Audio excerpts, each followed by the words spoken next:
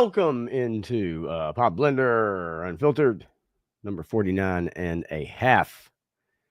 We're not going to get to 50 until the week of my birthday stream. And then we'll get to 50. Just have to keep incrementally working our way there. Anyway, I'm Pop Blender. I'm here. It's Sunday night. Better late than never. My apologies, but again, insomnia wreaking havoc. Let me introduce Otis Wilson McDonald and the band. Come on, Otis. Get with it, you son of a bitch. Shane. And away we go. Yes, hit that like button. Good to see you, buddy. As always. Got a few stories. We're going to go over the Cracker Barrel controversy.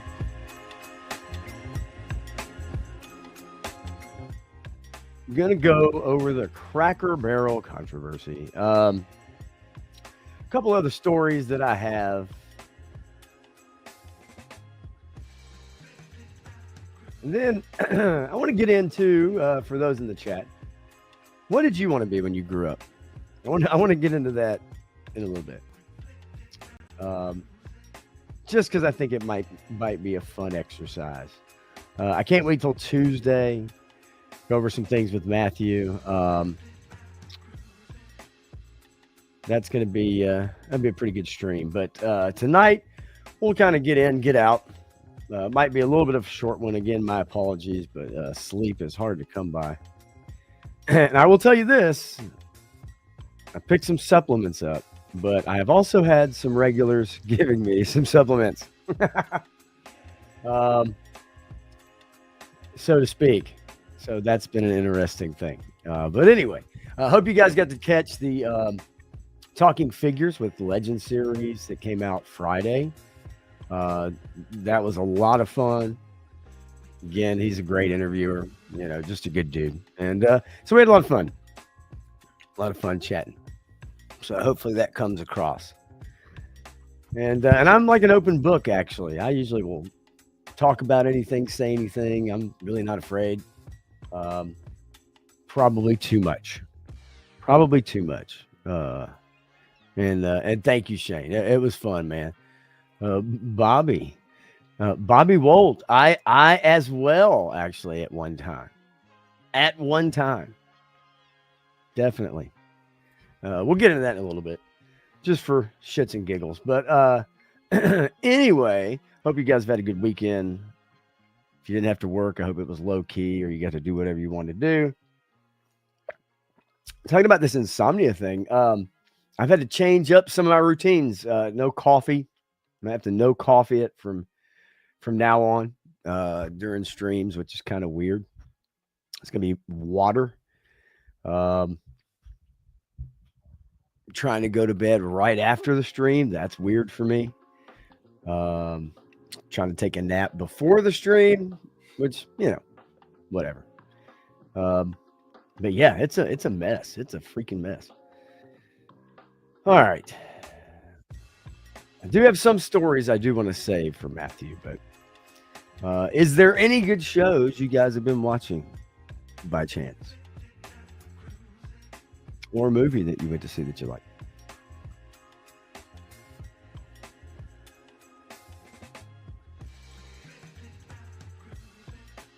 I still have yet to see Weapons.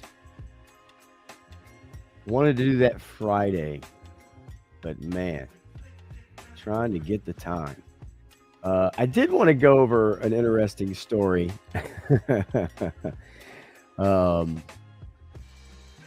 Yeah, it's so I was trying to just get a thumbnail together for the stream. I at this point right now, I usually try to put what's involved in the show, but I decided to take an old picture of me from when I was like 13 years old, 14, playing the drums. What's up, Dreadnought? And while I was making the thumbnail, I got home a little late today from work, and I started to drift off, and then I looked up and it was like, oh, it's 20 after 9. So I pushed it back a little bit. I figure if you guys are hanging out, not doing much. I figure you'll slide in as we get along. 3-star draw. Text me. He's like, "Are you doing a stream tonight?" At 9:30. I was like, "Oh, yes, I am." So shit happens, y'all. You know that. It's loosey goosey, man. It is loosey goosey. I did kind of want to get into this story. We'll get into the Cracker Barrel reset, the rebrand. I don't know if you guys are Cracker Barrel fans. It is a place that my family has gone to over the years after funerals. Every now and then I'll end up there to meet a friend. It's been a while since I went. I'll go with my mom or, maybe take my son. But even then, it's been a while. And I have my own issues with Cracker Barrel. And I'm going to get into that as we get into this story. And the story's being covered in different ways. And I think it's really disingenuous by the media because one of the headlines, and I'm just going to go ahead and show it to you right now. One of the headlines really gets on my nerves. It gets on my nerves because I just okay. Let's just show you guys what I'm talking about, all right? Let's see. All right. Read this headline with me. Let's read it together. This is on MSNBC, who, by the way, is changing their logo and trying to distance themselves from themselves. They have a new logo coming out. I think it's pretty funny. But anyway, per MSNBC, Cracker Barrel's new logo sparks a familiar MAGA outrage.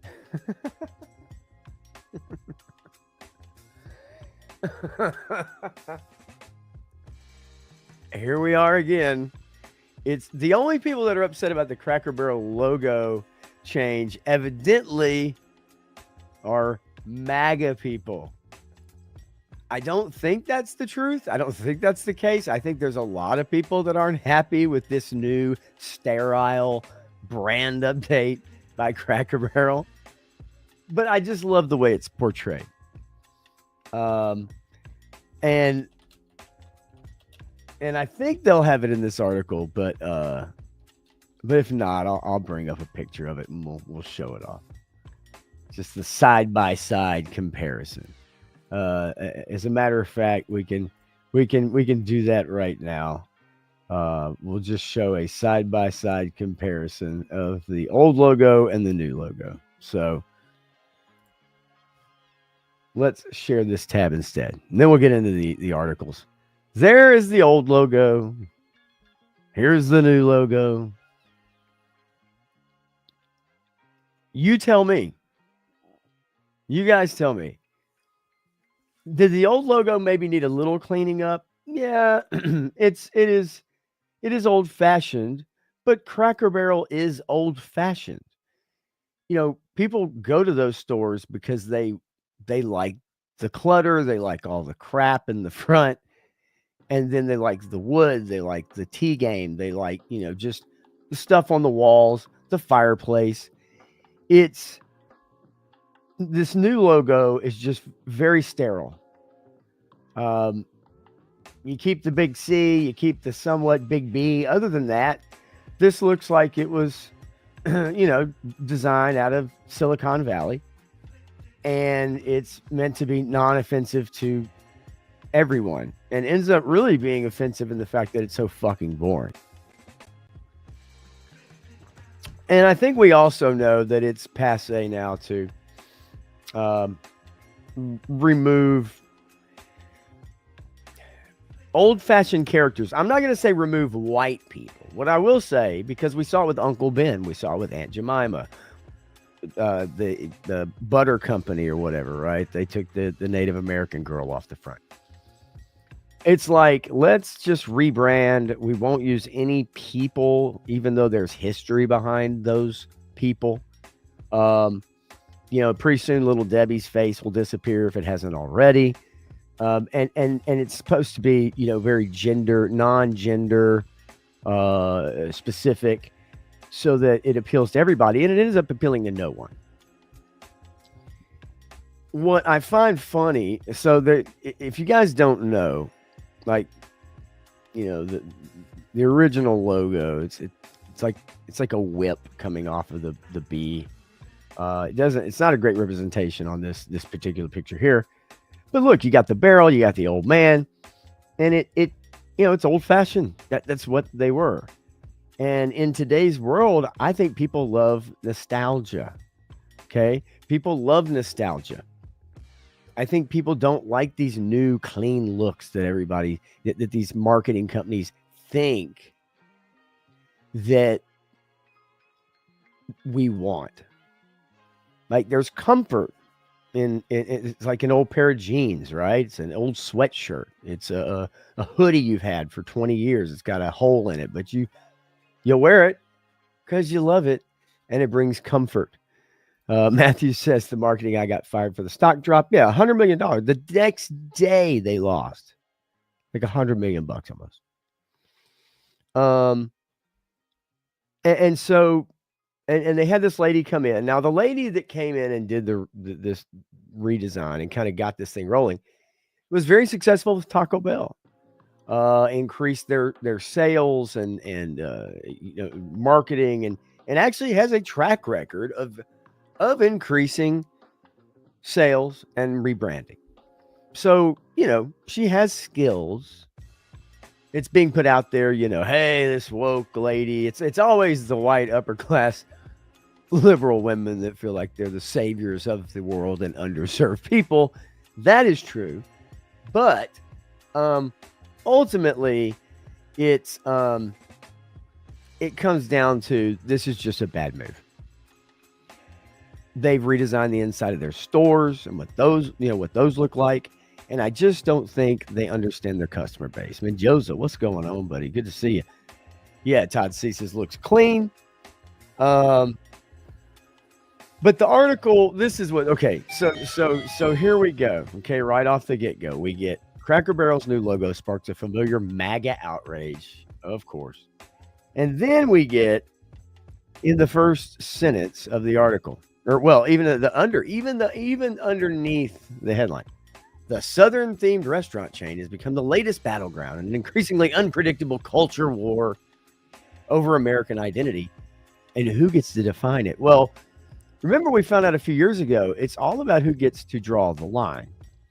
We saw statues being torn down, school names being changed, parks being, maybe being renamed, roadways being renamed, all in the name of virtue signaling and supposed betterment of society. This week, American chain Cracker Barrel unveiled a new streamlined logo, and the internet is in a free fall.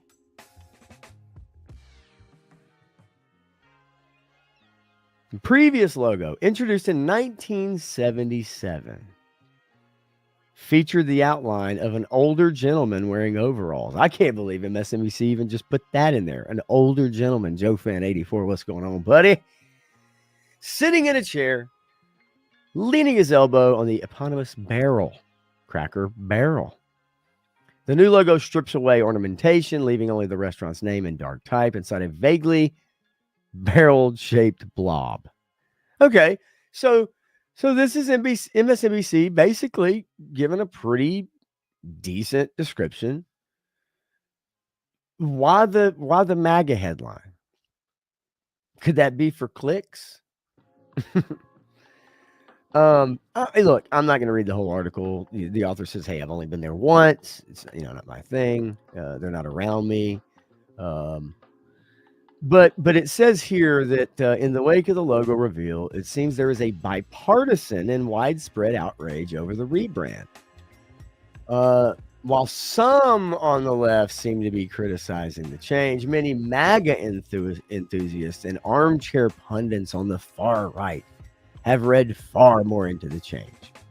Now, look, Are there people who will read well into it? Absolutely. But the reason why people read into these things is because we've been given precedent to read into these things.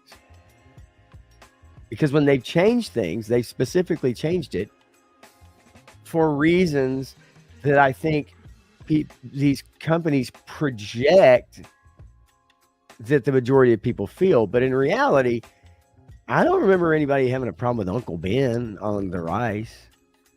I really don't remember a lot of people ever bringing up Aunt Jemima. Was that a constant source of consternation for people for decades? That Aunt Jemima on the bottle? That was I don't remember hearing that in the 80s or 90s or 2000s when people were normal.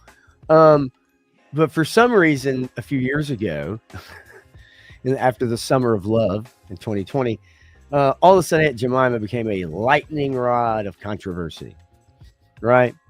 And so I would imagine you're gonna hear some words on that, Joe Fan. My buddy, who is not a toy collector, but he saw it and bought it.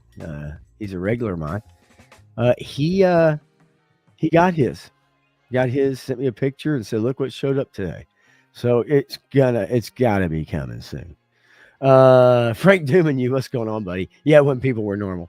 And so this is a recent trend fad of blaming us, okay? Blaming us for something that wasn't even a controversy to begin with. But then telling us that it's bad and telling us it's our fault why it's bad. And then the company's bend the knee. I have a great story about bending the knee. And it's a damn shame, but it's a true story. And I'll tell you about it. Over the past few years, many brands, regardless of industry, have embraced the minimalist block letter look.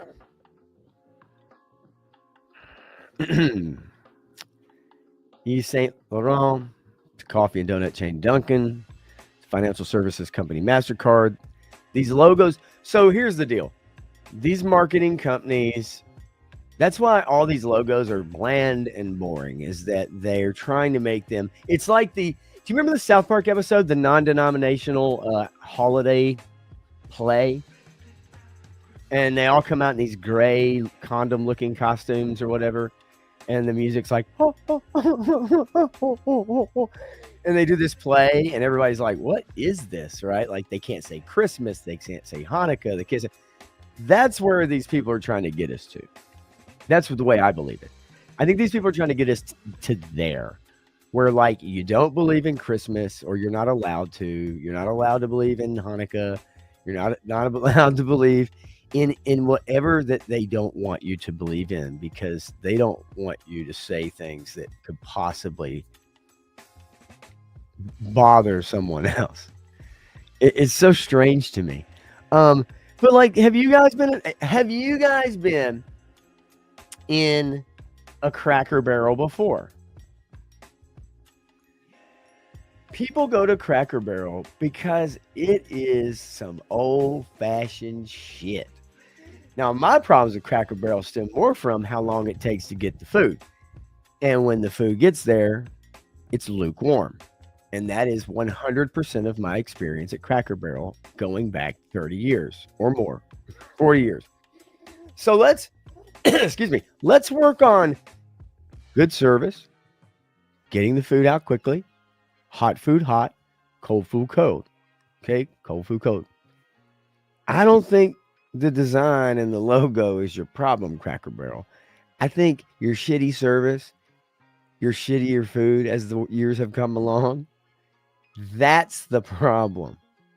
Address those problems first, and the rest will take care of itself. It's a simple business. It's not rocket science. Now, I understand when companies want to do a rebrand. I worked for TGI Fridays for a long time, going all the way back to 2000.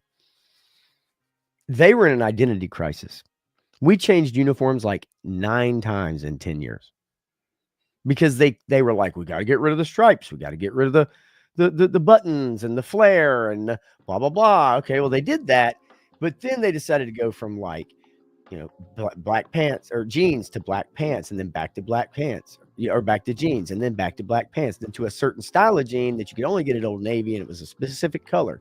They went from uh, bowling shirts to long down, button down, long sleeve shirts to like, uh, you know, short sleeve button down shorts. I mean, it was insane. It was every year you're changing uniforms. Then they redesigned their stores. They completely redesigned their stores, and none of it mattered in the end because the problem was they were a chain like Logan's and Applebee's and Ruby Tuesdays and Longhorn Steakhouse and Outback Steakhouse and all the rest were dying out because people were no longer frequenting chain restaurants.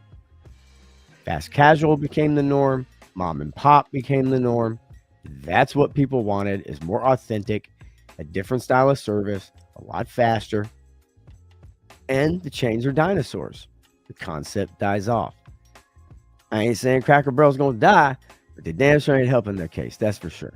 Let's see. Really quickly. Eric Thurman, what's going on, buddy? Yeah, Holy Warriors, some may say. You guys are definitely hitting it up. So let me make sure that I get to you guys. Let's see. Dreadnought K6 should have been a Chinaman on the rice box. Uncle Miyagi's rice. I don't think anyone would have a problem with that, right? I don't. It fits. What is wrong with that? It's not harmful. It can be part of the brand, the aesthetic of the brand, and people appreciate that, in my opinion. Bobby Will says you're hearing about Disney now, talking about wanting to find the IP to attract a male fan base. Okay, I touched on that a little bit on Thursday night. I'm going to touch on that with Matthew on Tuesday night, because not only do I want his thoughts on that, but I have a lot of thoughts on my own. A lot of thoughts on my own. So I didn't want to get into it too much on Thursday. I did a little bit. I thought about it tonight. Tuesday, I really want to get in that with Matthew because I want to hear his thoughts on it. And I know the story will be a few days old by then, but Bobby, you're right. You are right. And I find it interesting now that all of a sudden they want to attract the 18 to 35-year-old male demographic, when they did everything they could to push them away.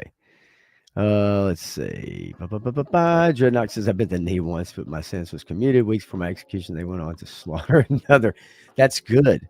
Bending the knee can be different ways in different forms, for sure.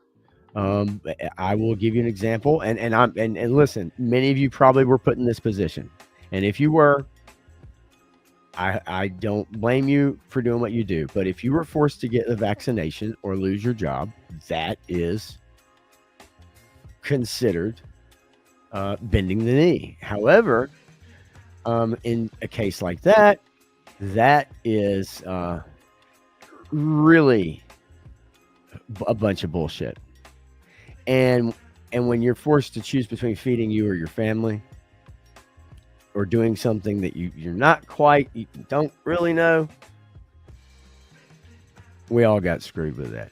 But if that did happen to you, I hate it. And if you were all for it, then great. Right? Let's see. 3-star says, Cracker Barrel lost me when they took steak and biscuits off the menu. Yeah, that was interesting. For people to go to Cracker Barrel, some of their menu changes. Very odd. Very odd. Let's see here. Yeah, the HasLab, if you haven't, set up for signing for it and all that good stuff, which I think it is, if I'm not mistaken. Could be wrong. Let's see here.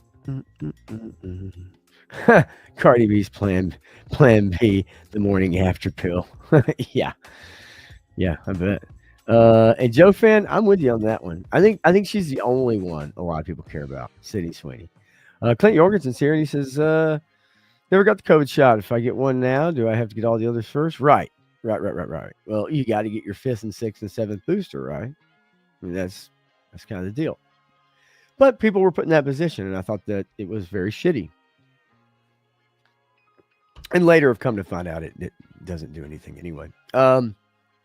But my point being is that Cracker Barrel decided to go in this direction, and they lost $100 million the very next day. Now, is that going to really hurt them in the long run, right? Like, you know, I don't know. Will they rebound? Will people like the remodel? Will they like this new look? It's hard. Home style Let's cooking? say, and cut that down. I was hoping to maybe see if they'd take us through a walkthrough of the inside. The inside, new inside of Cracker Barrel. You got to be careful when you type stuff like that. New inside of such and such. So I'll give you guys an idea. Not all of them have been remodeled. Okay, but if you look at like this picture here, for instance, with the white walls, right? They've kind of repainted the walls here, white, so that it's a brighter look. If you go back and look at the old look, I'd say that you're looking more at let's see. I don't care about that.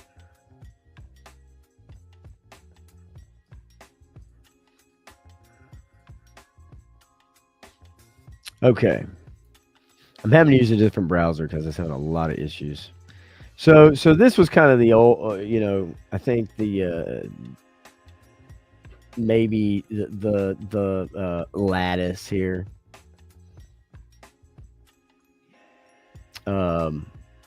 Brown walls. You had old articles and stuff on the wall and everything.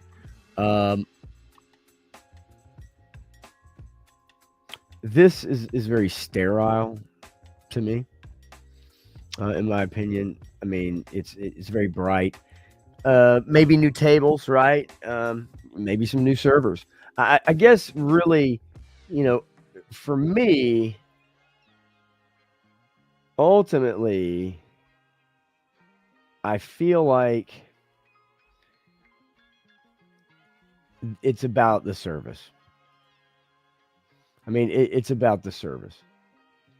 It's about whether or not you can get food out and get it out quickly. You can have a server and hire people who can take care of you. I think those are the things. I think that's the tenets, right? Work on that, and then everything else will follow. The look, yeah, sometimes the look is extremely important to people, and if it is something that's been around a long time, I think that it does make a difference. But I think ultimately, at the end of the day, you need to work on the execution. If you have good service, people will come. If they can get food in a timely manner, they will come. Um, but just changing the outside and thinking you're going to be able to get people to come in, that it's not going to work. And especially if it looks generic, right? And yes, quit going to Cracker Barrel mainly because the nearest one to me is the only one around. It's like a 2-hour wait every time. Yeah, if it's a busy spot, man, they get busy. We have a few of them here in town, in Nashville, and so it's one of those things where, like, sometimes it is busy. You know what time it's going after church, right? But I do think some people are going to stop going. I really do. I think some people are going to stop going, and it's going to hurt them. It already has. But will that rebound? Probably so. If you're a Cracker Barrel enthusiast and that's your jam, you're probably going to go. You're going to eventually try it out. Some people stick to their guns, and we're starting to see more and more now people stick to their guns, and they're okay with abandoning something, right? We see it more and more. People are voting with their wallet, and I love it. Yeah, 2% of the population isn't vaxxed. 2%. Eric, if you're serious about that, then I fall into the 2%. Never had one. Don't plan on it. I don't know. Maybe if I did have one, I wouldn't be an insomniac. I mean, I would imagine there's a lot more people that didn't get it. But that's, I have not looked the stats up, but I'm sure they are out there, right? Let's see. Joe Fan also says last time we were there, they're out of napkins, to-go plates, chicken and Coke. Yeah, again, okay, that has nothing to do with aesthetic, right? That has nothing to do with logo. It has nothing to do with decorations. It has nothing to do with perceived racism or perceived old-fashionedness or perceived Southern style that evidently caused a band to even change their fucking name from Lady Antebellum to Lady A. Talk about bending the knee. Christ almighty. And yes, the national headquarters is here. So, of course, you would have more restaurants here. Let's see here. Matthew says, I went to Cracker Barrel the other day. Nothing changed yet. Just went to get my wife a birthday present, a glow-in-the-dark Scooby-Doo sweatshirt. They've only remodeled about 10 of their stores, from what I understand. And it's not too late to stop. They probably paid a marketing company like $3 million to come up with that piece of shit logo. Like, that's literally, they probably paid it. Yeah, 3 Star says, no, I did get the vax. Still an insomniac, right? Yeah, obviously that changed nothing. They did push it on everyone. Threaten you with your job. My owner, however, and I'll tell you a quick story. My owner did not. Now they kind of fake told everybody.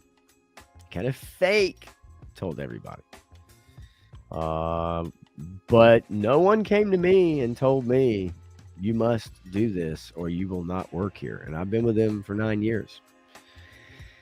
I will tell you, however, in another story that I was alluding to earlier, that is about bending the knee. The Fox and Friends show will be at one of my company's restaurants next week. And I got an email a few days ago saying, hey, Fox and Friends is coming. Now, this is not the first time that our company's been on there. They have been on there before. They traveled to New York City. They took one of our general managers, who's a friend of mine, up there. They had various barbecue pit masters companies up there, and had these people showing off their food, talking about it. Our owner went, and it was a good spot. It's a good spot. This time they're coming down to here, and we're not a breakfast place. That's not what we do. But because they wanted to come film at one of our locations, mind you, people get there at like 3 a.m. I'm glad they're not coming to mine because, like, I don't want to be at work that early. But nonetheless, to tell the story, they sent out a Instagram post and a TikTok, I think, or something, to shout it out. Hey, Fox and Friends is coming on this date. Going to be at this location. We get free coffee, free breakfast tacos. Starts at blah, blah, blah. And they got some backlash. I think it's sad, but I think anyone that knows, lives here in particular, our owner, they know kind of which way he leans through some of his comments and other decisions.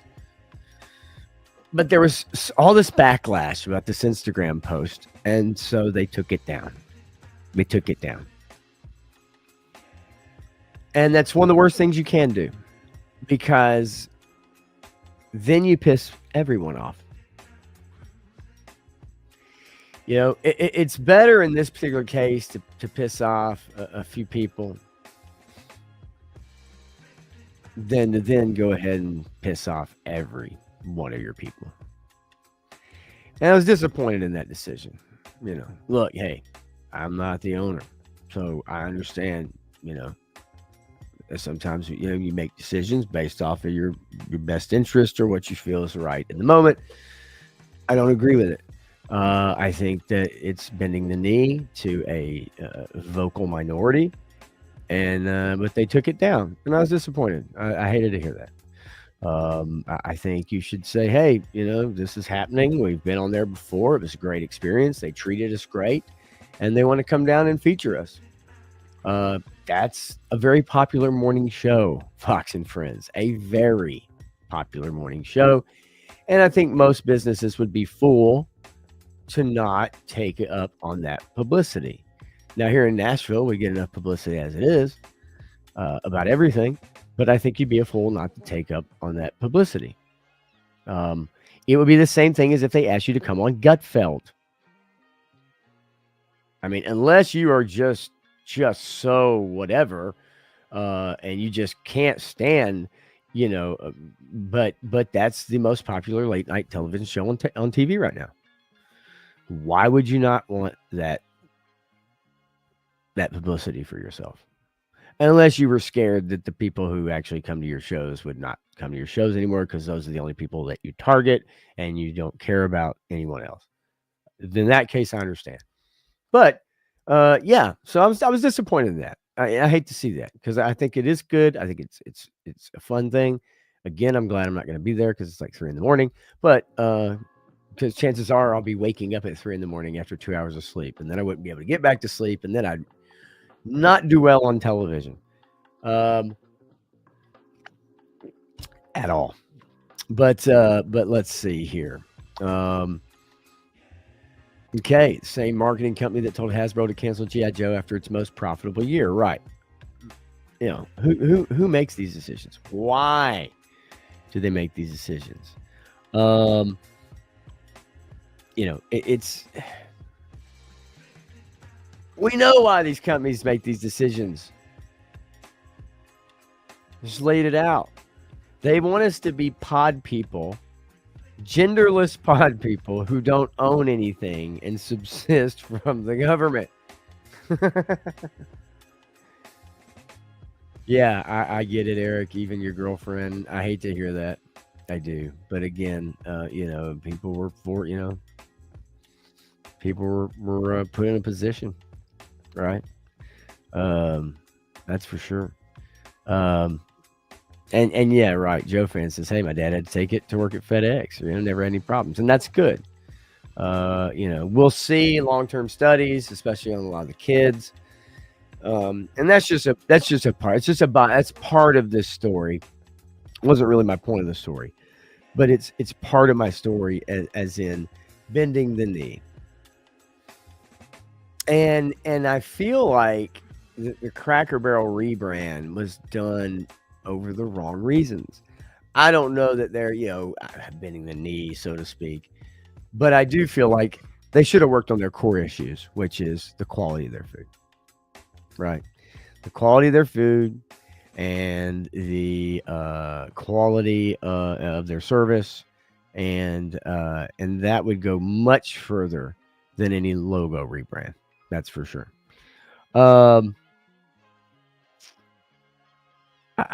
I got an interesting story, and I don't know if you guys saw this. This is from Snoop Dogg. This is Snoop Dogg, and I'm just gonna give it to you straight, folks, because that's what I do.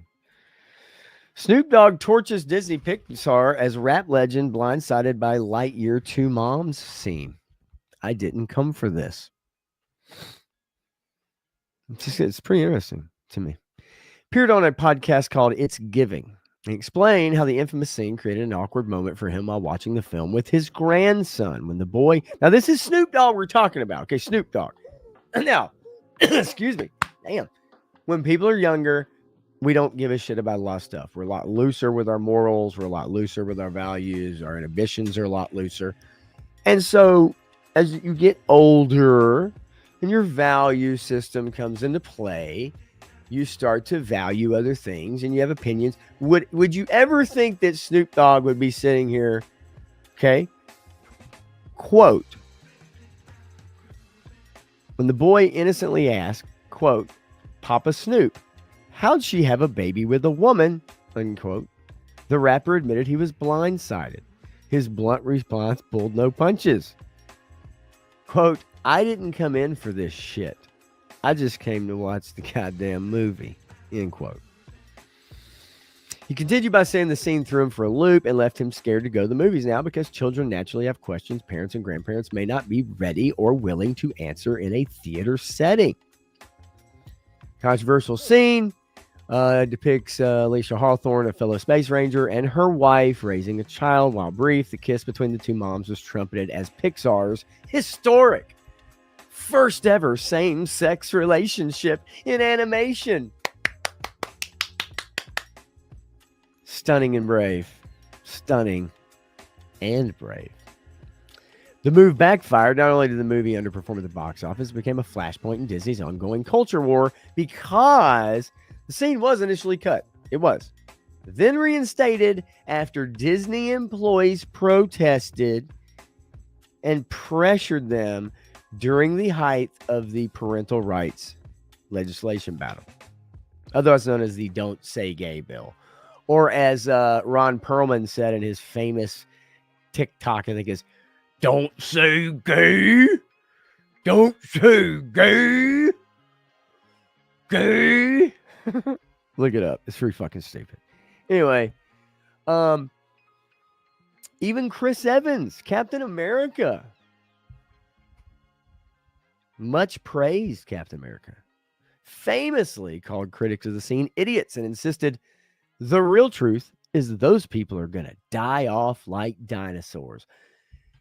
No, they're not, because they're going to live in a warm tropical band around the equator. At least that's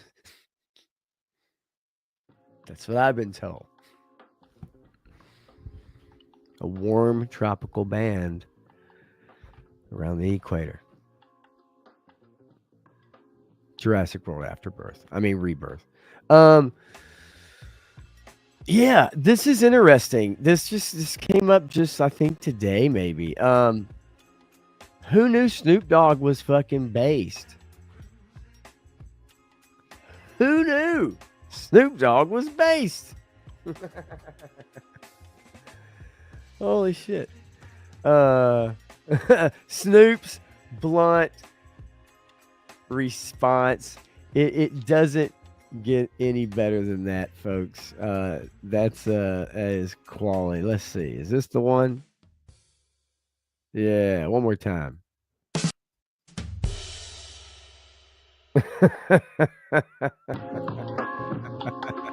Anyway, okay. Good one. That's a great one, actually. Great. Quick to the draw, 3-star. Right. Didn't see Lightyear, don't care to. I think ultimately that movie was just not good. But yes, that was a part of the conversation of the movie, is that it did have this same-sex character and kind of focus on it, and it was in a time where there was this way over correction or overreach of having to, make every movie and show have multiple characters of alternate lifestyle or whatever you want to call it. I think people are tired of it now, as we've seen. Not and I don't think people actually really care, as long as it kind of fits or it works or it doesn't come across as just shoehorned in. But you guys have heard me talk about that before. Yeah, so here's the I want to show you guys this. This is the new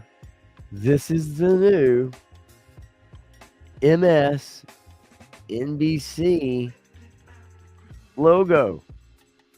MS Now.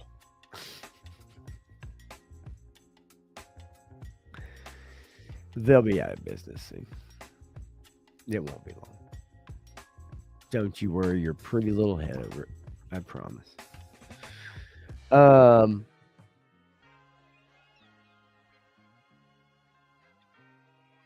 Yes, I do. I really do want to save the Disney story for Matthew. I've got a couple really good ones. Um, I'm trying to suss out exactly what I want. Just want to make sure to share because I don't want to sell him short in a couple days. I did want to bring this up because I do think it bears talking about. Um, Gal Gadot clarifies her comments about blaming Snow White. Um, let's see here if I can. Okay.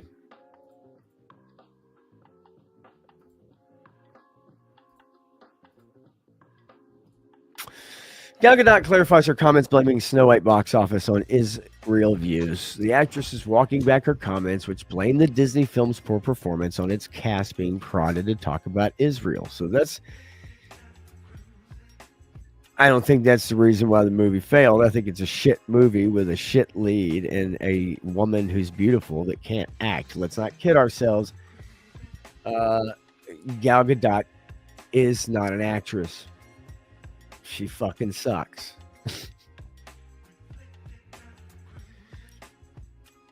She just does. All right. She's beautiful. She's pretty. She fucking can't act.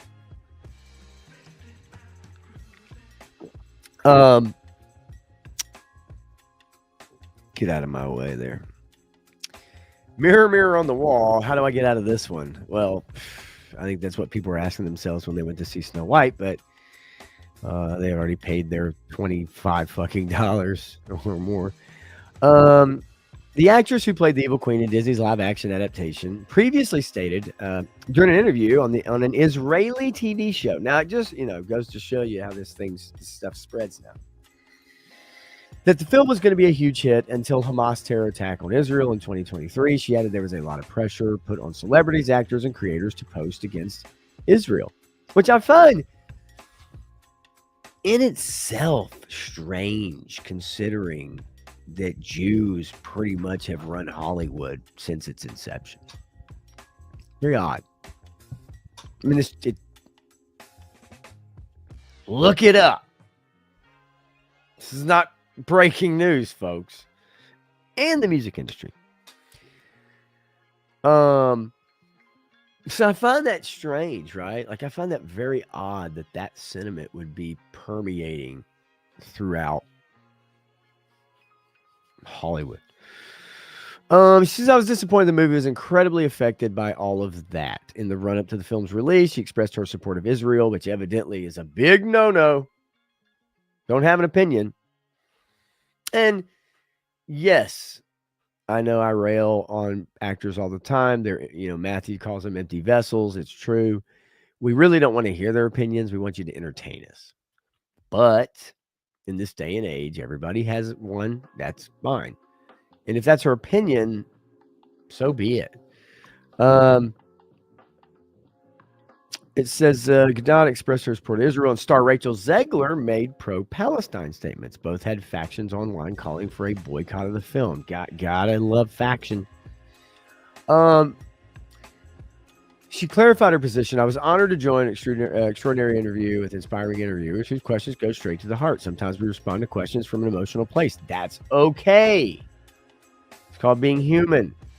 When the film came out, I felt that those who were against Israel criticized me in a very personal, almost visceral way. I'm sure they did, in quite visceral ways. They saw me first and foremost as an Israeli, not as an actress. That's the perspective I spoke from when I answered the question. Of course, the film didn't fail solely because of external pressures. There's many factors. Yeah, like Rachel Zegler's a cunt. That determine why a film succeeds or fails, and success is never guaranteed. The original comments in full were, I really enjoyed filming that movie. I really had fun, even working.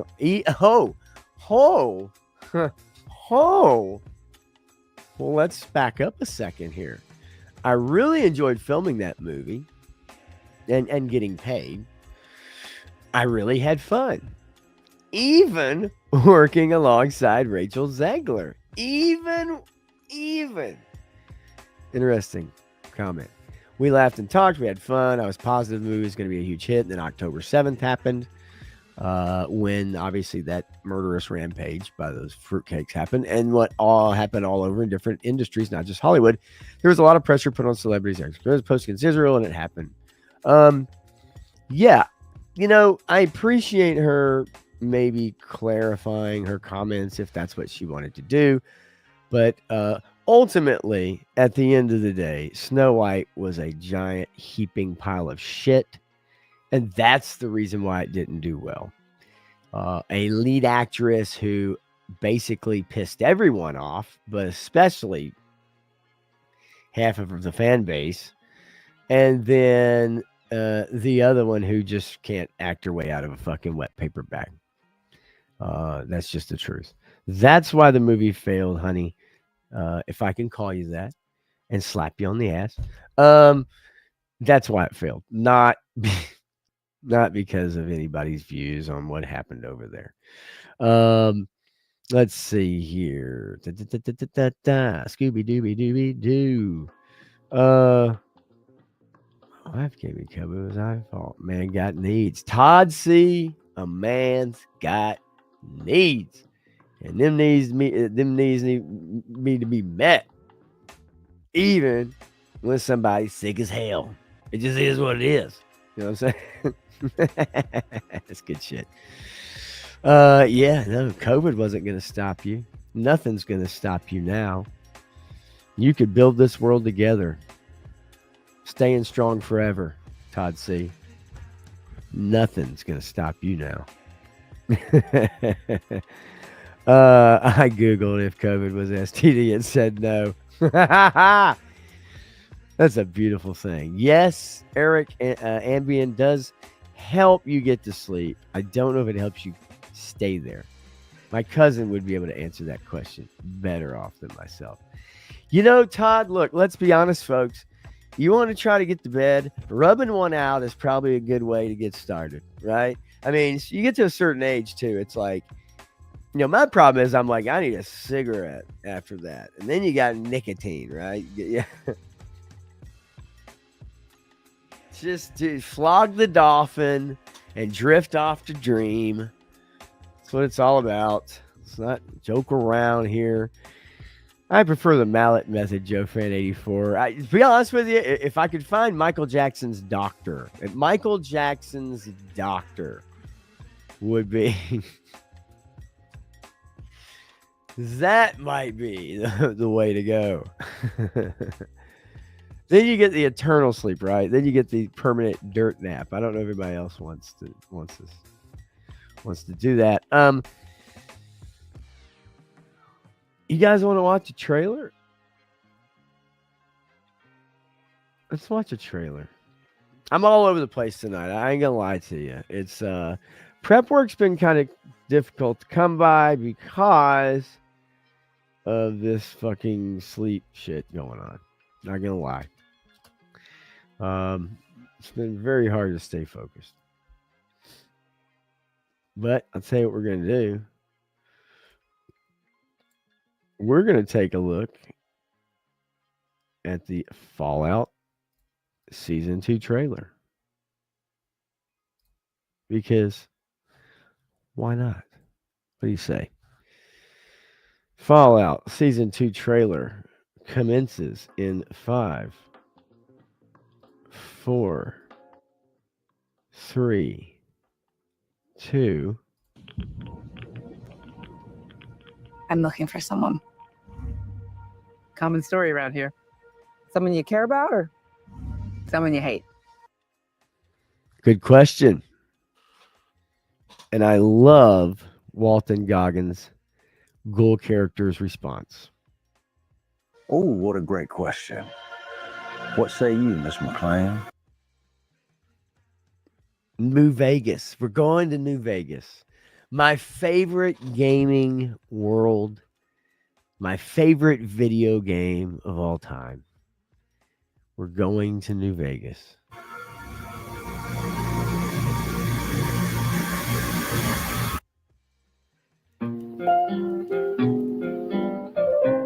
Oh, yes. Why would my dad go to Las Vegas? Why would he? Why would he go to Las Vegas? You want to know why the world ended? Now, here's the deal. It's Jay Gonzo. Here's the deal. I'm worried this show's going to fuck up some lore because it already kind of has. Some of it in a pretty meaningful way. Some of it not such a big deal. It started here with one man. It's all Oh yes, the strip. So we get pre-world,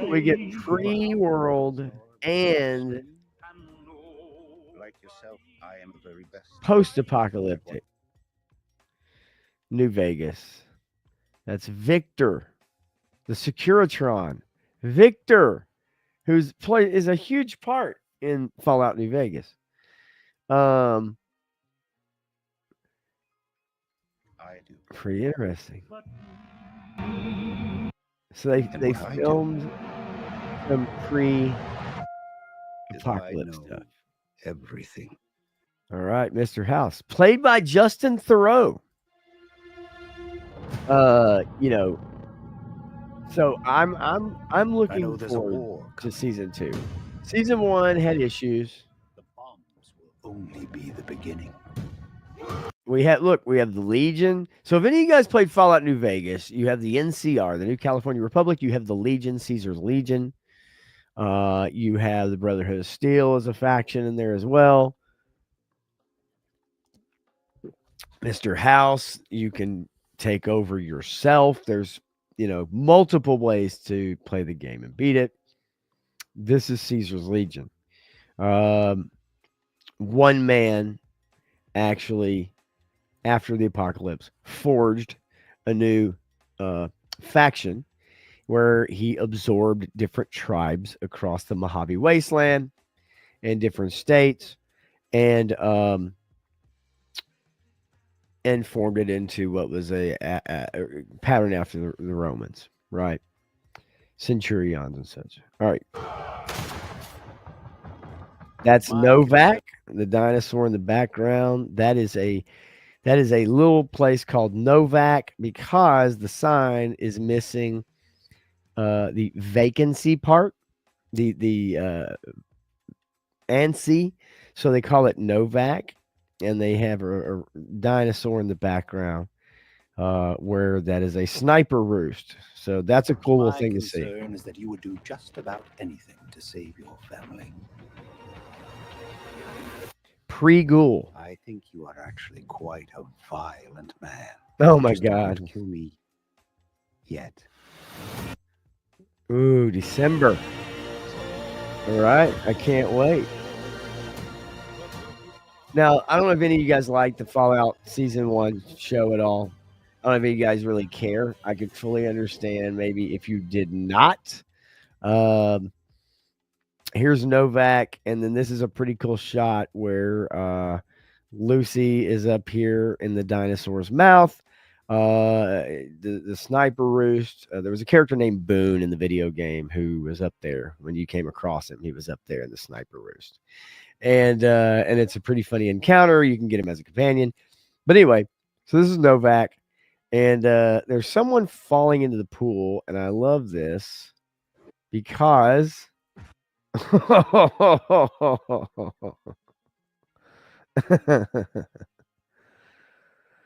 Nice. Meaty. So yeah, I don't know.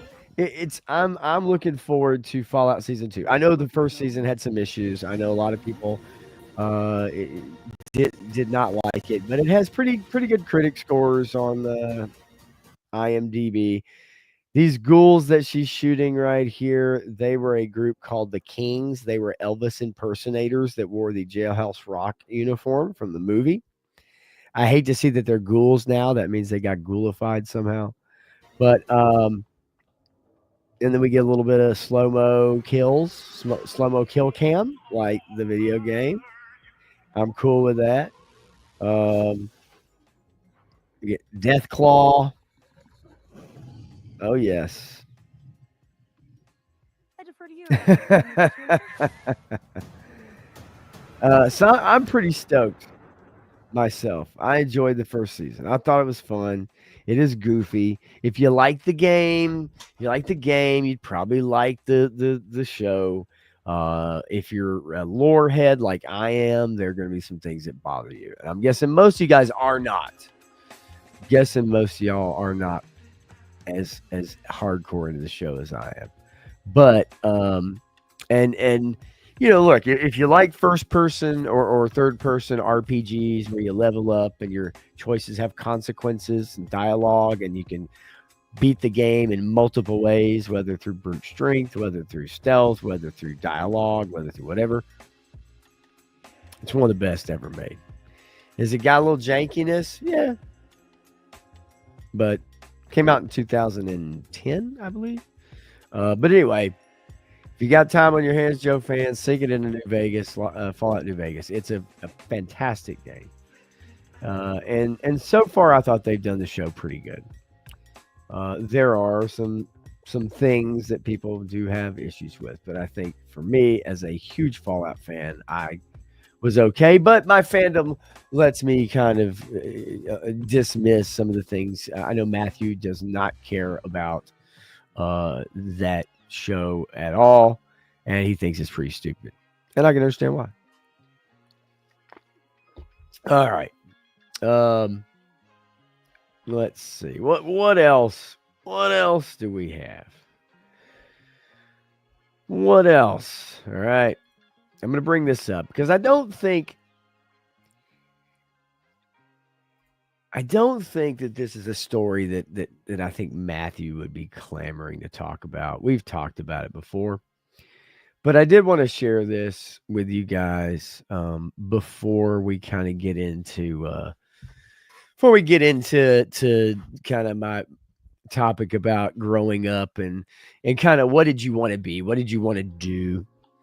I'm curious. I'm curious to hear what you guys like, what your dream was.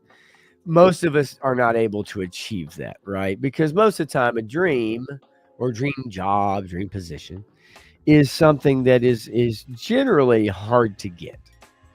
Very hard to come by. And you either have to be in the right place at the right time, you have to know someone, you have to get lucky, stumble into it, you won the lottery. I don't know. That's kind of what that means to me. But I'm going to share this story first, because I find it so funny now. This article says, is interest in the Fantastic Four surges. It's now set to finish its global box office run higher than expected. What does that mean? Things were looking bleak for the Fantastic Four first steps a few weeks ago, despite positive reviews and a strong start at the U.S. box office. It did have positive reviews. It did have a decent start, not a strong start, relative to, let's say, the last Spider-Man movie. It had a significant drop off its second week in theaters, about a 62% drop in second week. However, its first weekend, it made like $350 million. So a 62% drop off in week two, still making over $100 million that weekend. That is way more than an $85 million first weekend and then a 60% drop.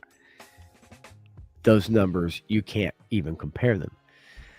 So it says that suggesting it could finish its run in the same $400 million ballpark as Captain African American, Brave New World, and the Thunderbolts. The Marvel Studios movie has since regained its footing in a not dissimilar manner to Elemental and Mufasa the Lion King. Now, it's worth noting that Fantastic Four First Steps won't quite reach the same heights as the two Disney blockbusters initially deemed flops, but it's no longer in danger. Okay, now this is what I love. No longer in danger of ending up with under 500 million. Well, that's great, you say, right? Like, it's going to clear 500 million. That's wonderful.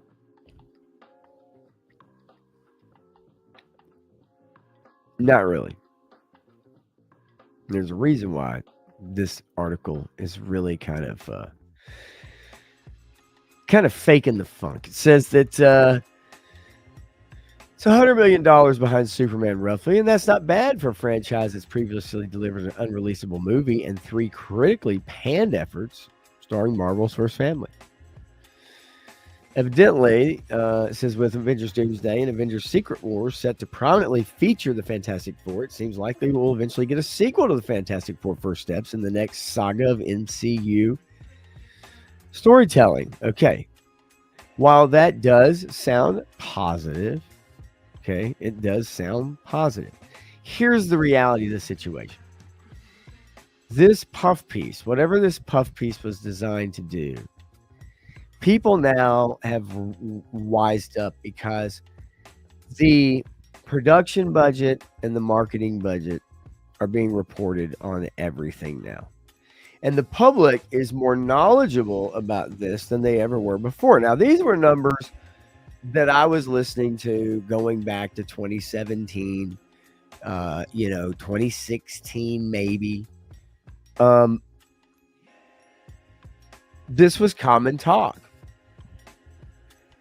In the last couple of years, especially the last year, as we've seen failure after failure after failure after failure pop up from Marvel and Star Wars and other entities, the public is learning about what a movie really costs to make.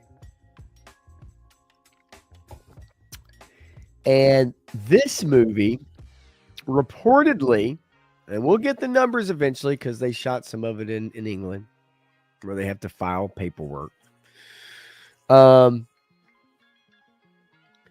This movie easily cost over $350 million to make. So you tell me, with a budget of at least $350 million, is this a success if it reaches the $500 million mark? Because we know in order to make a profit, a movie, not all by and by, but needs to at least make double its overall budget, right? So it needed to clear $700 million just to maybe make $30 for the company, right? If in fact that's what the number, it could be higher. They could have spent $400 million making this movie. So is it successful? Is it worth saying, hey, $500 million? You remember the $1 billion superhero movie was the standard for a few years. And everyone got used to those numbers thinking that would never change. But as we all know in life, everything changes. So instead of being reasonable, the companies became greedy. They thought they could just do whatever. So they would spend $250, $350, $400 million making a movie. Well, when it does 1.3 billion or whatever, then okay, you've got some shit to work with. This movie did not make money for Disney. It's not going to make money for Disney. It never will make money for Disney because who gives a shit about it? You're not going to buy it on DVD, right? Yeah, they had 25 different tie-ins with different companies to sell toys and watches and cars and tires and shit. Who fucking knows? Do you know anybody walking around with a Fantastic Four watch? Do you know anybody walking around with a Fantastic Four wristband? I don't think so. A collector's set of glasses from Popeyes. Love that chicken from Popeyes. Anyway, so the reality is this movie cost over $350 million to make. It's going to inch its way to $500 million if it gets there. Or it's going to hit $520 million. That's a loss. That's a negative. That's a net negative. There's nothing successful about this movie. And now you see the talk with James Gunn's Superman's James Gunn is that they're trying to tell you that was a successful movie. Now, look, I liked both films. I did. That's my take. I didn't love them. I liked them. I liked Fantastic Four more than Superman, but I thought Superman was more fun. I guess fun. Depends how you like your fun. If you like whips and chains and dominating, being dominated, constantly, then you'd like Superman. But either way, regardless, I don't give a shit if you like them. The bottom line is nobody went to see the movie. And if you compare Man of Steel versus, if you compare Man of Steel versus the Superman movie, Man of Steel sold like twice as many tickets, roughly. If you really want to, you want to say so, and I'll give you an idea. I'll read this off to you, and this is just pertaining to Superman. Global box office for Man of Steel was $670 million. The new Superman was $585. Average ticket price in 2013 was $8.13. The average ticket price now is $16.08. Okay, so more higher ticket price means more money, right? No. Tickets sold for Superman for Man of Steel, 82,426,879. Tickets sold for Superman 2025, 36 million, which is less than half, 383,901. So you see, my friends, I would rather have tickets sold information than dollar amounts, because dollar amounts these days don't mean a fucking thing. They tell you nothing. Nothing, I say. I'll crush your head. I'll crush your head. All right. Let's see here. I had a friend that played New Vegas. Great game. And if you don't have the attention span, you don't have the attention span. It's all good. You know what I mean? I get it. Most of us don't have the time to play a lot of games now. I really don't. And I have all the consoles and PC and everything. I got a ton of games. I don't have a lot of time to play them. Most people didn't get the female Silver Surfer. I agree. I think within the story, the way they wrote it, I don't think it's that big a deal. But I think for most people that was something they didn't care about. The Galactus helmet popcorn thing was cool, but I wasn't gonna pay $85 for it. Todd C says I only see Labubu's. Yeah, you're on there. And yeah, there's people that like showering their cars with Labubu's hanging off everywhere. I don't get it. It's a fucking fad. It's a pound puppy. It's a Cabbage Patch doll. It's a furry friend. It's a fucking whatever those stupid beanie dog shit things were, or whatever they were back in the day. They aren't worth a fuck. Eric Durham says some guy had one on his gym bag. Oh yeah, I believe it. He might be Gee.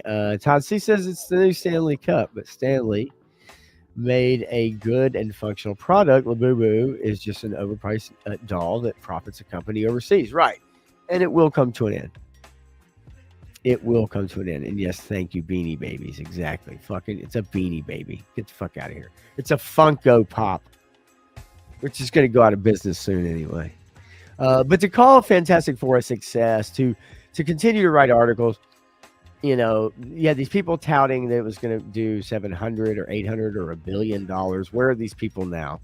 They're writing articles telling you how successful the movie is at 500 million when it had a $350 million budget at least. That's not successful. That's not a success. It's not going to make money. And that's just the truth. And yet we'll continue to see articles touting Fantastic Four and Superman as a success. Regardless of whether you like the movie or not, doesn't matter. Most people didn't give a shit about it. Most people didn't care about it. Most people didn't go see them. That tells you everything you need to know. You can more than double the average ticket price in America from 2013 to now. If nobody's buying tickets, then it doesn't. I do have a few stories for Tuesday, and I am gonna. This will be a short stream. I am tired. I'm not gonna lie. But I was curious. What did you guys want to be when you grew up? when you were a kid, what did you guys want to be when you grew up? Stanley, what's going on, buddy? I will tell you mine is that originally I wanted to be a comic book artist. I wanted to be a comic book artist. I was in commercial art in high school for 2 years. I was a very good sketch artist. I need to, and I keep forgetting, I need to get out some of my work. I used to love drawing Teenage Mutant Ninja Turtles. I love that look. I love the look of the graphic novel, like the comics, the original. And so those are the ones I used to draw, not the cartoon, but the comic version. Loved those. But I've found that sketch art was really the only art I like to do, like shading, pencil. I was not interested in inking, coloring. Was not really interested in other facets of art, airbrushing and such. Like just whatever. I mean, we're talking about 1990 and shit, right? So it's like, yeah, I guess I could have got a job down in Panama City. I said airbrusher, but I wanted to be a sketch artist originally, first and foremost. Joe Fan 84 says he wanted to be a bum. Okay, no, let's call it a hobo, Joe Fan. You wanted to be the classic hobo with the stick and the bandana, the red bandana tied up in with, and it had your sandwich in there and your other shit, your bottle of gin or whatever. You wanted to be a hobo. You wanted to hop trains, didn't you, Joe Fan? I bet you did, you crazy SOB. Todd C says I wanted to be a paleontologist. Okay. Yeah. Now I could see a lot of kids wanting to be an archaeologist back in the day when they saw raiders. The raiders. And Temple of Doom, right? Temple of Doom would scare you from being an archaeologist, right? Of course, when you would talk about that as a kid, people would tell you, well, that's not what archaeologists do. They don't, carry a gun and run into a plane that's docked on the water to get away from a tribe, throwing spears, chucking spears at them. Not archaeology, although I think it would be fascinating. Okay, here's Joe Fan. He says, actually a police officer till high school. I started doing ride-alongs, and after that I was like, yeah, no. Yeah, it takes a special kind of person to be a police officer, and they catch way too much shit. Todd says, yeah, I found out most paleontologists don't live exciting lives. And you know what, though? You know what? It's difficult because I think for people that love that kind of work, that kind of study, whether that's archaeology, paleontology, whatever, if you're out on a dig site, if you're in another country, you've got to really love that career. You got to be in it. You got to be all in on a career like that, right? Because it's probably not that exciting until you come across something. You must love history, right? The history of man or animal, right? And for people in that field, they're very passionate about it. That's not you can't half-ass it. It don't pay a lot, but you can't half-ass it. It's a labor of love, is that kind of career. Did we talk Sydney Sweeney, Eric? Briefly mentioned. And in order to make up for the brief mention of Sydney, we are going to take a look at a few images of dear Sydney. Let's see.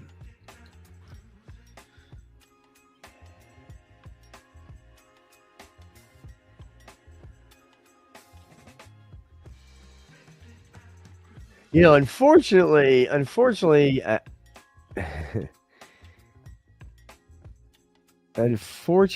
I won't be able to show these images from Euphoria. However, if you really do want to see Sydney in all her lovely, lovely glory, it is not hard to find, and it is definitely worth seeing. However, I will have to tone it down. Tone it down for you fellers, okay? Let's see here. How about we take a look at, because I'm not scared, our Sydney Sweeney Gallery. How about that? Our Sydney Sweeney Gallery, folks. I mean, you know, come on. Lovely lass, right? I mean, how can you not? This is one of my favorites, folks. Hopefully, it's one of yours too. Where's Ronnie Trickshot when you need him?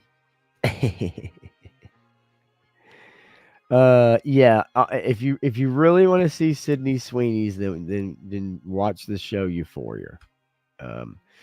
And also I think there's one called Voyeurs. If you really, truly, and if you really, truly want to see Sydney, all you gotta do is go to her Instagram page. She posts a lot of really great videos and pictures. She's a doll. I mean, look, let's not kid ourselves, right? Like, come on, you know, you got to be a sad sap not to appreciate somebody like that. And so there you go. We didn't talk a lot about Sydney. Here she is, waiting for Eric Thurman to come hang out and catch that butterfly. They're hard to catch, so you kind of got to jump all over them, you know, all around to catch the butterfly. But anyway, I mean, this is great. Love the little look there, the little loop-de-loops on the head. You're supposed to hold on to those, guys. You're supposed to hang on to those. Those can be a lot of fun. So yeah, so there you go. There's our weekly. We're gonna do this every week. This is our weekly Sydney Sweeney. Let's catch up with her and see what's going on. There you go. Joe Finn says, I work retail now. That's where my hatred for most of humanity comes from. I understand. I have worked retail before, and it will really, really, really test your patience. That's for sure. And Todd says, at least you're indoors. There is a lot to say about that. Yes, look, if God was a merciful and also loving God, which I've heard he is, and he had a plan for me, if that was the plan, Todd, then I would be on my knees in 2 minutes, in 30 seconds. You guys would, I would sound like Joel Osteen. I would sound like Ernest Ainsley, which is one of those faith healing preachers that I grew up watching on TV, where he'd heal people and knock a motherfucker over in their wheelchair. That shit was crazy. Joe Finn says, Dad was an aircraft mechanic, wanted me to do it too, but the thought of working on those things where something so small can cause a crash, my nerves couldn't handle it. Okay. I get that. Fully understand. Yes, Pop is the oldest. Yes, he'll be 50 September 4th. Definitely coming up on a weird age. Yeah, you know what? I expected Ronnie. I thought he might come in. That is his bat signal. I don't know. I don't know if she collect classifieds. I know she could collect whatever she wanted and would never have to pay a dime for it, right? She'd get the free HasLabs. She would have Woody Triple Deuce levels of figures and having never spent a dime. That's what Sydney Sweeney would get. You know, I wasn't gonna get the bath soap, but I went ahead and got it. I'm kidding. I didn't get it. It's sold out. I can it's sold out faster than an exclusive HasLab, even when you're a premium member. It's sold out faster than that, and in larger quantities too. Yeah, Eric says, hey, 48, 49 in October, right? I would carry that woman's purse every day. I'd wear it around my fucking neck. A Joe battle on her chest. Yes, peaks and valleys, friends. Peaks and valleys. So here's the deal. Growing up, I wanted to be on MTV. I wanted to be a drummer. I wanted to. I thought I was going to be a rock and roll star. And then a funny little thing happened very early in my like drumming career, so to speak, and that's called grunge. Grunge happened, and grunge took a lot of the fun out of drumming for me. Because all the drummers I studied were the John Bonhams and Alex Van Halens of the world, the Steve Smiths with Journey, there's many to name, lots of influences, but there was a core, about 5 or 6 of them. And the one thing they all had in common is they were allowed to play. They were allowed to play drum fills. They were allowed to kind of have fun on their instrument. They were kind of, allowed to really, explore their instrument. And when grunge came along, there's some great drummers. Matt Cameron with Soundgarden being one of them is amazing. Stone Temple Pilots drummer, solid, good drummer, very good drummer, tasty stuff. Dave Abruzzese with Pearl Jam was a guy that I really enjoyed listening to during that phase of music. But it just crushed all of the bands that I was a fan of. And everybody's like, oh, it's old shit, right? Which it's the music business. This is what it is. But as a drummer, I found a lot of that music quite boring, and at the time didn't care for it. However, I wanted the old ways. I mean, now it's even worse. They don't even use drummers anymore. It's just a program. Most songs you hear on the radio is not a actual person playing drums. Even with bands, they don't even let the band play on the record. A lot of times it's it's a studio musician, or it's fake, and you just have the singer sing. That's just the truth. So yeah, it changed a lot. It did. The time I was coming up probably would have been one of the last bastions of like having really talented musicians come in and still play maybe on the record and go out on tour and be a household name as a drummer or a bass player. These days it's very much different. And so I might have gotten a little time in the sun if it ever would have happened. And then it would have come to an abrupt halt, and then I'd be an angry old man yelling at all these new drummers or computer music makers to get off my lawn, you son of a bitch. Matthew, the answer to life, the universe, and everything is Sydney Sweeney, not 42. And I know where you're going there. Stanley says, I wanted to be the next Chris Berman on ESPN. NFL linebacker, all no-goes due to cerebral palsy. Get that. I fully understand. Best job I've ever had. Roadie, now dream job. Keeper of the Cup. Traveling liaison of the Stanley Cup. That is freaking awesome. Absolutely. Yes, she could wear my shirt too, Eric. I would wear her shirt, okay? If she said, here, put these thongs on, I'd say, darling, what foot first?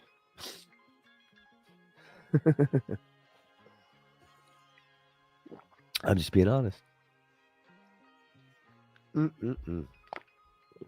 She's a doll, that's for sure. I think she's single. It's the eternal hope for schlubs like us, right? I think she's single. There's always a chance. No, there's not. There's zero. There's less than zero. You have more of a chance of being Robert Downey Jr. in the movie Less Than Zero, if you know what I mean, than getting with Sydney Sweeney. Yep. Matt Cameron lives in town. Kids attend the school I work at. Matt donates to our high school music department. That's awesome. Good old Duff. Yep. Good old Duff. Yeah, man. Matt Cameron's a badass drummer, amazing drummer. So, with Soundgarden, the stuff on Super Unknown and even Bad Motorfinger, great shit. Joe Fan says dad toured all over in his Christian contemporary band. Okay. All right. Love it. Love hearing that. I still love playing drums. When I get done here, I might sit down for a few, just to try to get myself tired, work myself up to get some sleep tonight. But yeah, I don't know. I I really did truly think, because I got pretty good. I really truly did think that I was gonna definitely play some music, but I think the thing of it is, and there's War Chest right there. What's going on, buddy? I think that what did you want to be when you grew up, War Chest, when you were a kid? Serious, not serious, whatever. What did you want to be when you grew up? What did you think you were gonna do? That you were gonna, we all thought we were gonna do something either famous or very extremely important, right? Something that you looked up to, you looked up at.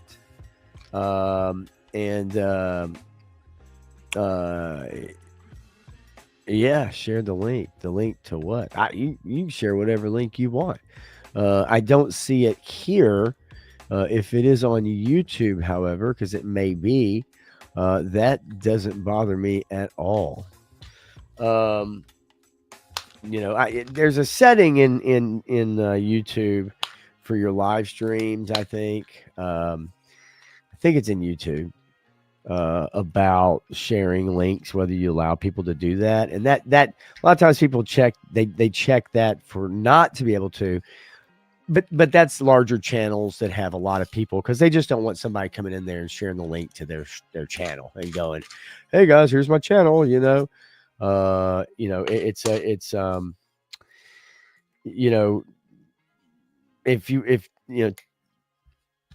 Joe Fan, if you want to send it to me on Instagram or something like that, I'll be glad to share it, maybe, if you want to do that.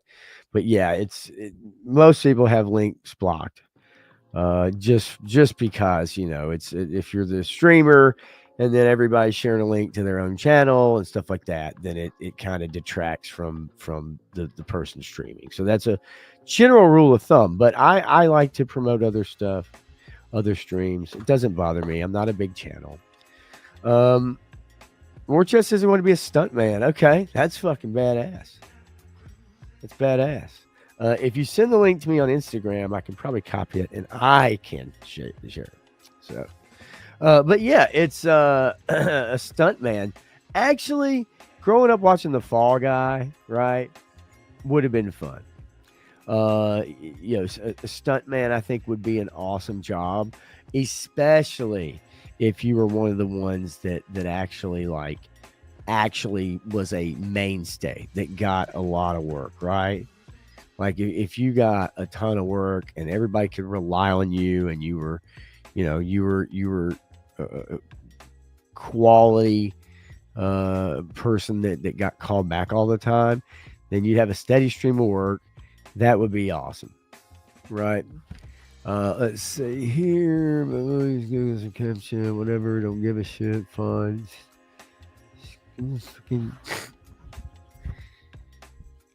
me sign into Facebook, son of a bitch. It's taking too long. Let's open up Chrome, as much as I hate to, because I'm having issues with that right now. But we'll do that, and then I'll snag the link real quick from you, and I'll post it myself. And what's the link for again, Joe Fan, if you can? Let me know. There it is. There that is. And let's say copy link address. My contacts are starting to get a little shady. It's called Covered Dish. It's funny. And there's a link, folks. And this is Joe Fan's dad. Check it out. Love it. Love it. I'm okay with that. Definitely, yeah. If there's ever a link you guys want me to share, or you think it's something pretty good, that's worth sharing. Like, of course, we all have a different idea of what's worth sharing, but something like that, that's fun, right? Your family, your pops, something might be a comedy skit, something like that. I'm okay with that. Not everything, but because that can get a little tricky. But yeah, I don't mind. Absolutely, man. No problem. Yeah, check that out. You guys check that out. Because I am about to bounce here in just a second. To try to get some sleep. Hopefully I can kick this thing. I've got some fast dissolved melatonin. Okay.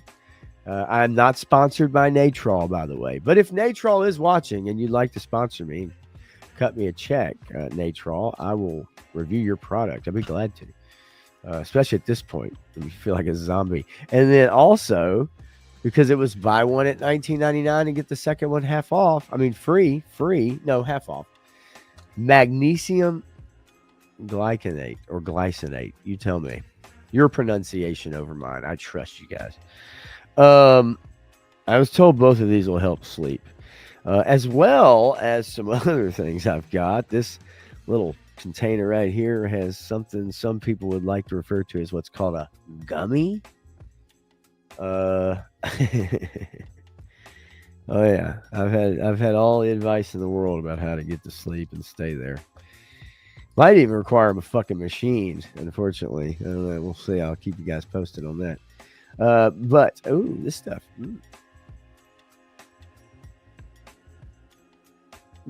Review via sleeping through Monday. You want me to review my sleep through Monday? Is that what you're saying? Joe Fanny forces that to take 50 milligrams of melatonin to get me sleepy. Wow. These are 10 milligram. I was hoping for more, to be quite honest with you. I was, but it wasn't part of the buy one, get one half off deal. So I kind of went with that. You know what I mean? You gotta do what you gotta do sometimes. Summer's been slow. Although I got my ass kicked today at work, I ain't gonna lie. And I actually felt fantastic at work today. Even though I didn't get any sleep, I felt absolutely sweet. Jesus, I am going to show this and I don't care because this was sent to me. And this is twerking. This is nothing, this is nothing bad. This is it's a wonderful video. I can't play the music, but I will let you guys take a gander. Okay, that is safe for work, definitely. Gosh, dated a stripper when I was younger. I miss those days. Good God Almighty! Thank you, Scott. Thank you so much for that. That just made my night. Yeah, you know what we were talking about earlier? How to get to sleep. Man, maybe that's one way right there. Lord have mercy. Whew. Well, maybe I will take 50 grams of melatonin. Maybe I'll take some 2 magnesium glycinate, and then maybe I'll take a half a gummy, and then maybe I'll take half of a diazepam. I don't know. We'll see what happens. Let's give it a shot. Let's try it all, folks. Let's do it all. And then I'll review it for Stanley. I'll review it. I'll review the week. Oh, good God. Yeah, you're true. You're correct. Nothing is over. It is fun, and especially at this age, it'd be even more fun because you know that you don't think that's going to go anywhere. You're not getting married. When I was 18, 19, 20 years old, I thought we were still going to be together. And then you realize, no, I'm just a young man, and I need to just use this for fun. And I did. Yeah, no, I'm not going to do all that, okay? Like, Eric, I wish I could. I can't. The last few times I did, man, it shit got real weird. And I used to be heavy into it, man. I had the earring, the Sativa L shirt, the long hair. Like I was a hemp guy. What do we do? Hemp, man, hemp jeans, hemp ropes, dude. They need to legalize it, man. Like it was, that was me at 17, 18, 19, 20, 21, 22, 23, somewhere there. Let's see. Warchest says 2. I think Kurt Russell would have made a better Han Solo. I can't say the original, right? Like, Harrison was on his game back then, dude. Let's not kid ourselves. Also, if you drink a bottle of, oh yeah, you're right. If I drink a bottle of Malort, yeah, you're probably right. I probably will pass the fuck out. Trying to cut back on drinking too. I think it's at a point in life where it's like, yeah, this is kind of a good idea. Got to kind of start thinking about the next 20 years and what that's going to look like, right? And that's a conversation that you'd never have with yourself until you reach a certain age, right? You know what I mean? But it is what it is. You know what? Nobody likes a quitter, but also when nobody likes you, it doesn't matter, does it?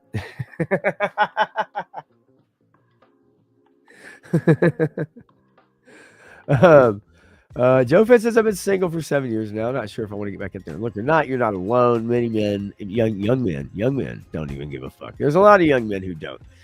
I will say this, Joe fan, is that it's easier to not get out there than it is to get out there. There's something to be said for getting a piece of leg, dude, right? Like on the rag, even not on the rag, just leg. It's still part of your DNA, my friend. You have a kid to show for it.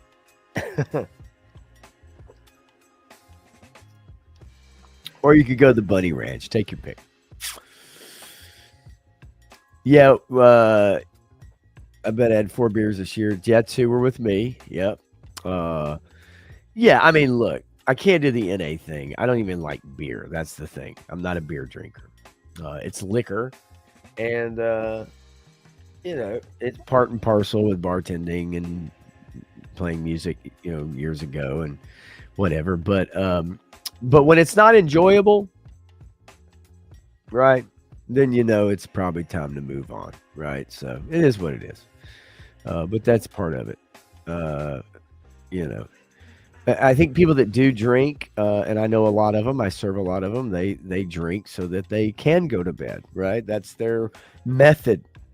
And I'm not talking about not so shit-faced hammered that they just pass out wherever they're at. But I've known plenty of people like that. That's just kind of what they do. Last one I had was at Modelo at Joe Fest with Triple D.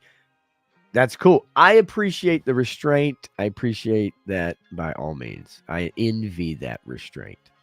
It's not easy if it's not what you normally do, but at the same time, it would be very easy to get back into, if you start hanging out, stuff like that, it'd be very easy to get back into it. But I don't really go hang out a lot. So that's why I started looking at it like, am I just kind of streaming and do a few shots here and then like, you know what I mean? It's like, is that fun? Is that even interesting, enjoyable? Not really. Not really. That's why, when it comes to quitting smoking, even it's like, I don't enjoy it. I used to enjoy it. I don't enjoy it. But it's just a matter of just doing it a day at a time. I gotta knock this sleep thing out. The sleep thing, because my motivation, War Chest and I had a good conversation about some things with YouTube and stuff like that. Some good ideas. I got a ton of notes over it, and they're all very good, and they're all things I can do because I do have the time to do them. It's the motivation thing here, the energy thing has been the big problem. So that's got to get kicked first and foremost. And you're right, the gym also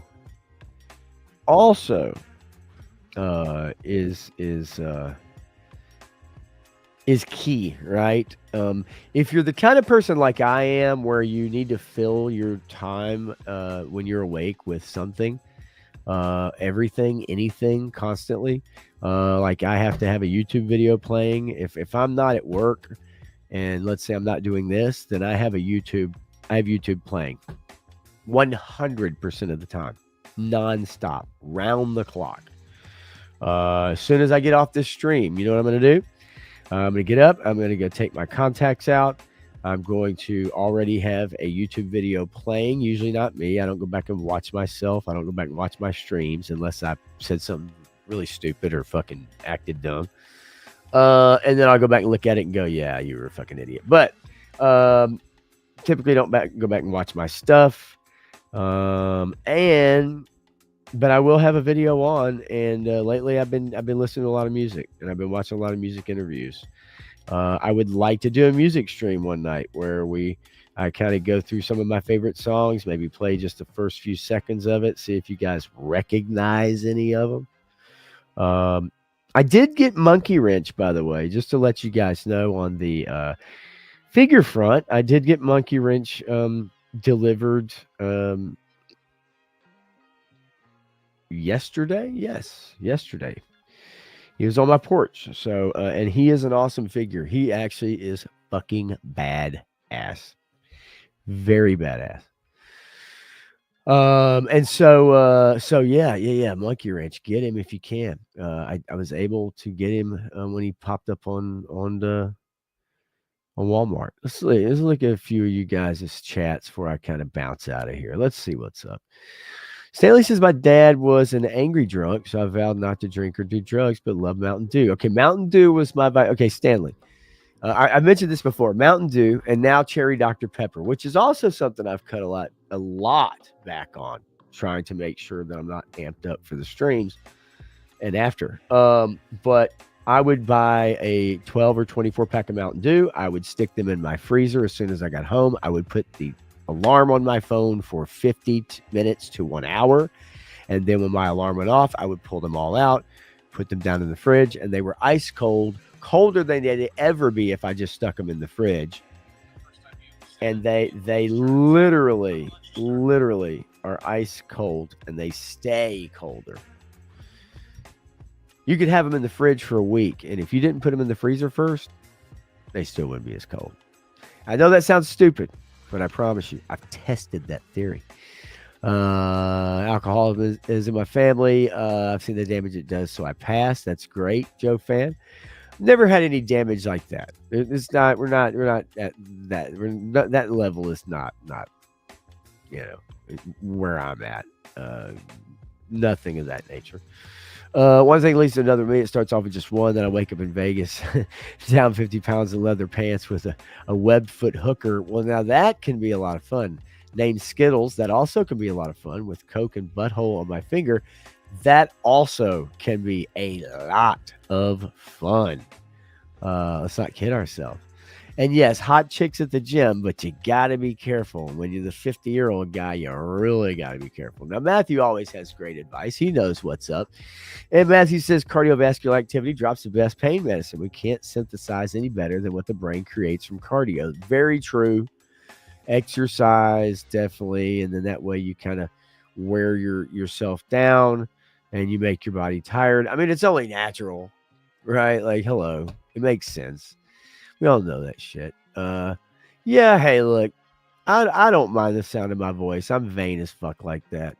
I used to be the guy that if I walked by a mirror, I'd have to take 2 steps back and, check out myself. Yeah. He's over there. He's great. He's a great figure. Great looking figure. They did fantastic with Monkey Wrench. Stu for lunch. Evening to you all. Happy Sunday to you, Pop Blender, and a happy Sunday to you, Stu. I'm about to bounce out of here. But I'm glad you at least stopped by for a minute. This stream is probably not the most replayable stream, but if you want to do the second screen, second channel, that's great.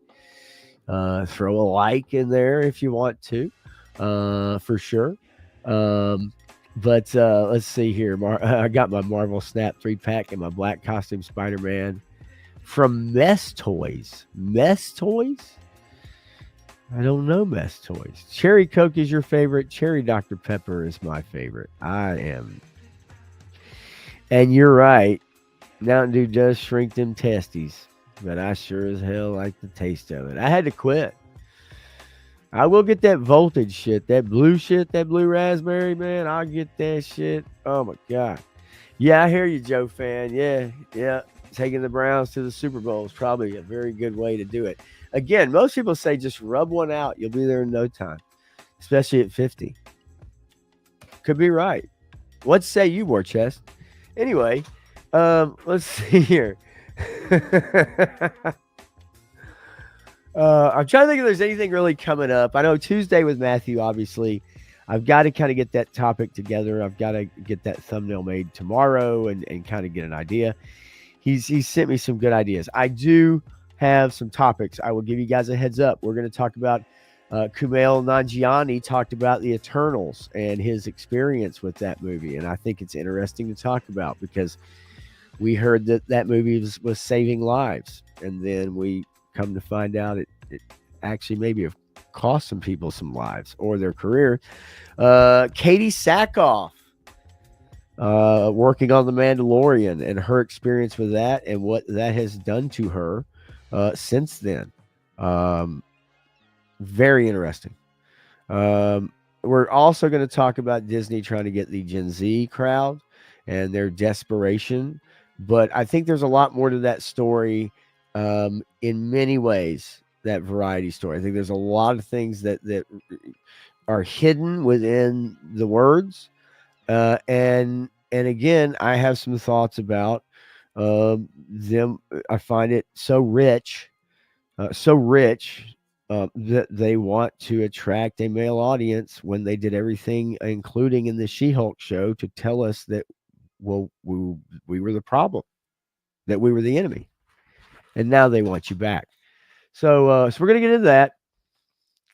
We will also talk about Black Widow star Ray Winstone and how he felt about his part in Black Widow. I think that's an interesting story. A couple other things.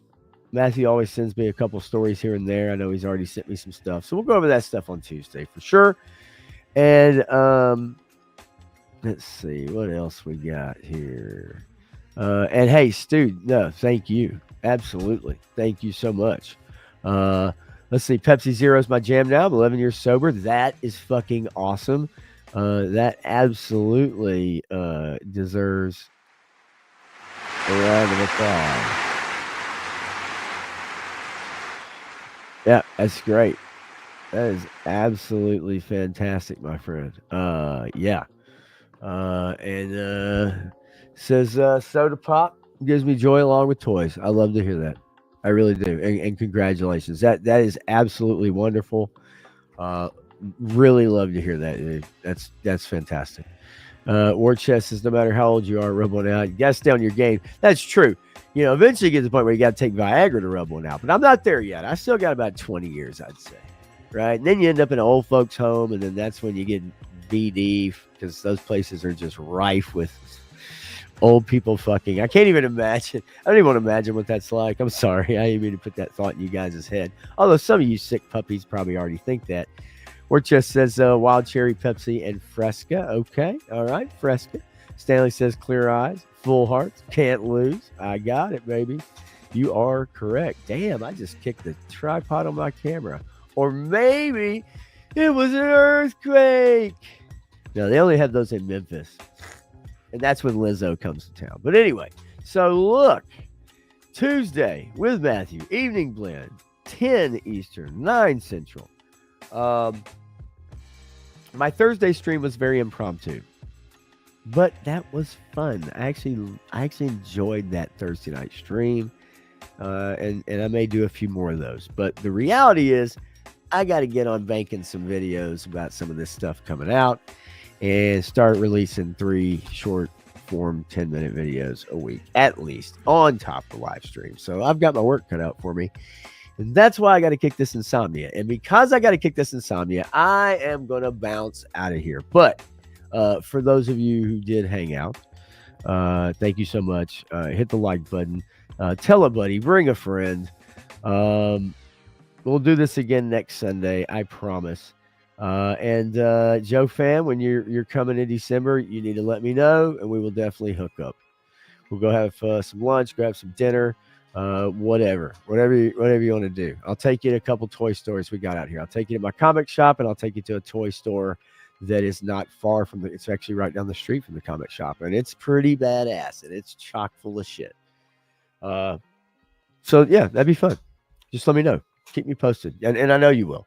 But look, you guys are awesome. I am going to get out of here. I'm going to take these contacts out. I'm going to try to take some melatonin, some magnesium glycinate or glycinate, however you pronounce it. Probably forego the gummy. And I'll start out with these and see what happens. And you better let me know too, by God. And so, and that way I won't be working when you're here. Yeah, I can be off so we can actually fucking do something. But look, you guys have a fantastic night. I'm gonna bounce. Y'all get some sleep too, man. I know it's late for some of y'all for sure, unless you're Eric Thurman and you're on the West Coast, in the land of the milk and honey, where life is just beginning on this fine Sunday evening. Just stupid. But anyway, yeah, y'all have a great night. I will see y'all Tuesday. Y'all come back Tuesday night. Me and Matthew gonna cut it up. And I know he'll bring the heat, and I'll set him up with the softball, and just wind him up and let him go. But yeah, man, thanks y'all really. And I guess I will see you guys Tuesday, man. Until then, So long, gay boys.